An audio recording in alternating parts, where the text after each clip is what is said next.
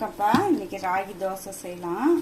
நீங்கள் என்ன பண்ணுறீங்கன்னா, மாவு ஒரு 4 டம்ளர் மாவுனா கேவுரு மாவு மிஷினில் அரைச்சின்னு வந்து வச்சுக்கோங்க. 4 டம்ளர் மாவுனா ஒரு அரை டம்ளர் உளுந்து, 1 ஸ்பூன் வெந்தயம் போட்டு இந்த உளுந்தையும் வெந்தயத்தையும் அரைச்சி வச்சுருங்கப்பா. மாவு ஒரு 4 டம்ளர் போட்டு கரைச்சி வச்சுருங்க நைட்டில். இப்போ நைட்டு சுடுறதா இருந்தால் காலையில் கரைச்சி வச்சுருங்க. அப்புறமா தோசை ஊற்றுங்க, செம்மையாக வரும், நல்லாயிருக்கும். நான் இந்த தோசை தான் அடிக்கடிக்கு சாப்பிட்றேன்ப்பா. ராகி தோசை தான். புதினா சட்னி ராகி தோசைக்கு நல்லாயிருக்கும். இந்த தோசை ஊற்றலாம்ப்பா. தவா வச்சுருக்கேன்.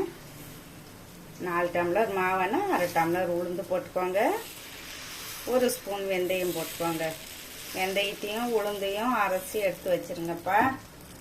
மாவு போட்டு கலக்கி வச்சுருங்க. எண்ணெய் கூட நிறைய ஊற்ற வேண்டாம். நான் நிறைய உப்பு போட்டு கரைச்சி வச்சுக்கோங்கப்பா. உப்பு மறந்துட்டேன். வெந்தயம் உளுந்து உப்பு போட்டு கரைச்சி வச்சுருக்கோங்க. கரைச்சி நைட்டில் வச்சுட்டோம்னா காலையில் சுடலாம். காலையில் கரைச்சி வச்சோம்னா நைட்டும் சுட்டுக்கலாம்.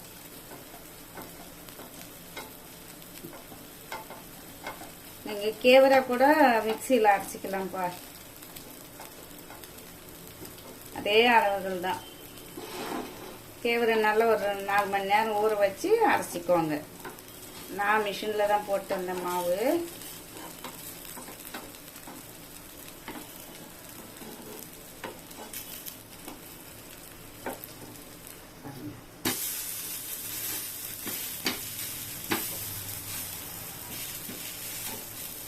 கலர் இந்த கலரில் தான் இருப்போம்ப்பா.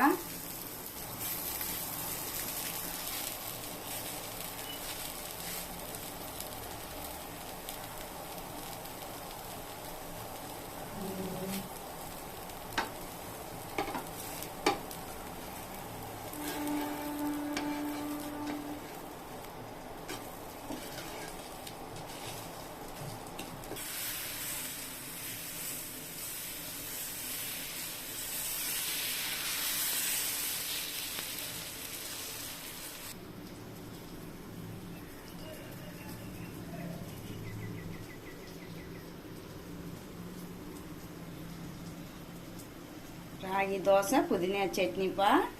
இந்த நான் சொன்ன அளவுகளோடு செய்யுங்க, நல்லா வரும், சூப்பராக இருக்கும். நான் ராகி தோசை தான்ப்பா அடிக்கடிக்கு சாப்பிட்றேன். சுகர் இருக்கிறதுனால நான் எண்ணெய் போடல. நீங்கள் எண்ணெய் போட்டுக்கோங்க. எண்ணெய் போட்டு சுடுங்க. எனக்கு எண்ணெய் போடக்கூடாது. என் வீடியோ பார்க்குறவங்களுக்கெல்லாம் ரொம்ப நன்றிப்பா.